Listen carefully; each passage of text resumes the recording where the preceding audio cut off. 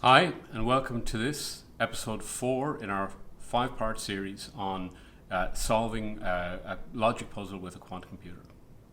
So in the first few episodes we've worked on setting up our problem. Now here we're going to focus on actually solving the problem directly on a quantum computer. So before we get into that, let's take a look at what we mean by solving a problem on a quantum computer, because certainly they're not possible. Quantum computers and quantum annealers in particular cannot be programmed in the way that we understand a traditional computer can be, in terms of source code being compiled down into object code, loaded onto the processor and executed.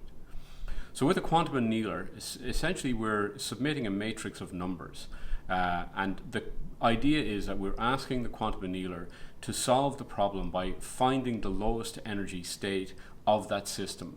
And the lowest energy state will correspond to the optimal solution, and hence the solution that we're looking for. So what do we mean by that? Well, let's take a look at the diagram here. Consider on the diagram on the left, the parallelogram here represents the state of all possible solutions. So in the case of the logic puzzle that we're looking at, that represents every possible combination of ones and zeros across all of the various elements in the array that we've set up. And each dot here essentially represents one particular candidate solution. Now, most of these are obviously going to be wrong. In fact, all of them are going to be wrong, bar one. And so really the problem is, how do we find the one possible allocation of ones and zeros to our array such that it constitutes the correct solution? So the way a quantum computer and a quantum annealer will approach that essentially is that it will create an energy landscape across this space. So essentially the altitude, if you like, or the height of the mountains over the solution space corresponds to how poor or how bad the solution is, or essentially how many constraints have been violated. So higher here represents poor solutions, lower here represent better solutions.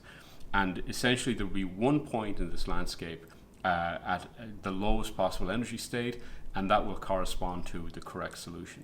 So really all we're doing as we set up this problem is we're building this energy landscape, and then we're going to ask our quantum annealer to solve it by essentially getting itself into the lowest possible energy state, which will correspond to the solution we're interested in.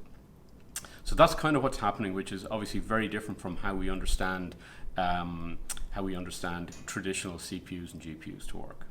But with that as a sort of a backdrop, let's start to prepare our solution for our quantum device. So this is a representation here of the matrix that we've built up. You can see it's 125 wide by 125 long, and this is essentially the explosion of the 5 by 5 by 5 array that we've been working with so far. We can build a few statistics around the matrix. Let's not worry too much about that here. And now let's get ready to submit it to our quantum device. Now, before we do that, let's take a brief pause and take a look at how we access quantum computers today. We don't have quantum computers that run on our desktop, but essentially they are provided over cloud services in the way that many other things are nowadays. So we have our computer over here. We submit a request via an API. That request essentially constitutes that matrix of numbers that we looked at. That request is queued, and then ultimately once the quantum device itself is ready, it's pulled off the queue and submitted to the quantum device here in the middle. We then get a reading from that once the device has completed its work, which is then pushed out as a response, and then it's up to our program running on our computer to do something with that, to interpret that, and to go on to the next stage of computation. So the important thing to note here is that these devices are used to solve just a very small part of the problem that you would have in a real running system. So there's no concept of databases or screens or keyboards or anything like that. This is just used to solve the computational problem, and then we use classical computing to essentially do everything else. Okay, now let me switch over to another tab here briefly. This is the dashboard of the D-Wave machine, as we talked about. This is a platform called Leap. And these are just some previously queued problems that I have submitted. So once we run the problem, we're going to see our run the puzzle. We're going to see our problem queued up here, and then ultimately ready for a solution. So let me jump back to my my Jupyter notebook here, and we will go ahead and actually submit the problem. So if we look at the code here, essentially this is the code that now turns the problem that we've been building up and submitted via the API to our D-Wave machine. So let's go ahead and do that. So in a moment we'll get an identifier corresponding to the problem that has been submitted. Let me go ahead and do a refresh here. So that's our problem, and you can see it's in progress now. If I switch back to my dashboard, you can see our request ID, and if I go and do another refresh, we can see that our problem has been solved, or has been completed. So let's go ahead and take a look at what we've got back. Okay, so let's look at the raw results first. And essentially these raw results corresponds to our 5x5x5 array again, with a bunch of zeros and ones allocated across them. And we can see just by looking that it's mostly zeros, and we have one in each box.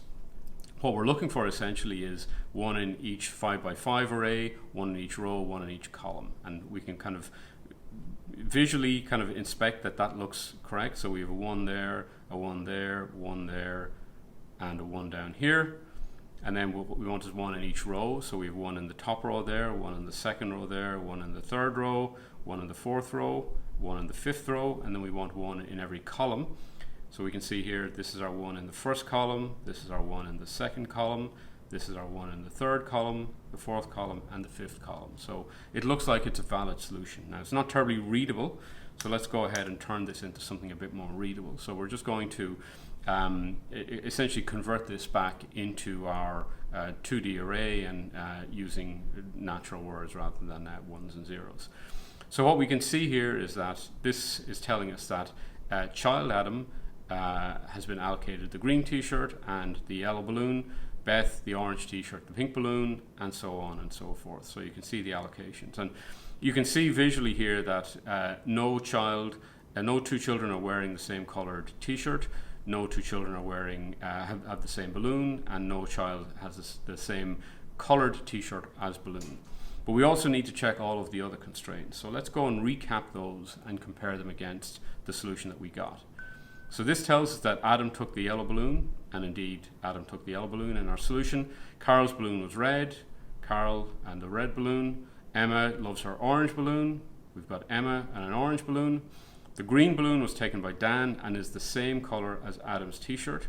So Dan has the green balloon and Adam has the green t-shirt. This was our hard constraint. The child wearing the yellow t-shirt owns the balloon, which is the same color as Beth's t-shirt. So the child with the yellow t-shirt was Emma, we can see, and Emma had the orange balloon, which is indeed the same color as the t-shirt worn by Beth. So we've satisfied that constraint. And then finally, Carol's pink t-shirt has a bow on it. So Carol, and she has indeed got the pink t-shirt. So we can see that all of our constraints have been satisfied, so this is now a valid solution. We've used our quantum computer to create this valid solution. So now we had two questions, if you recall, from the previous episode: who was wearing the red t-shirt? And we can see that Dan was wearing the red t-shirt, and who got the pink balloon, and we can see indeed it was Beth. So that concludes episode 4, where we actually used a quantum device to solve our problem. As I said at the very start, this is not a particularly difficult problem for a quantum computer, or indeed a traditional computer, but it hopefully shows how we can set up problems and how we can go ahead and solve them with these devices that are available today. So please join me for the next and final episode in our series, where we're going to take a look at the computational complexity of a problem like this, and why we think quantum computers are useful for these kinds of problems, and particularly as we scale them up to much more complex and much more interesting problems in the future. So I look forward to seeing you at the next episode.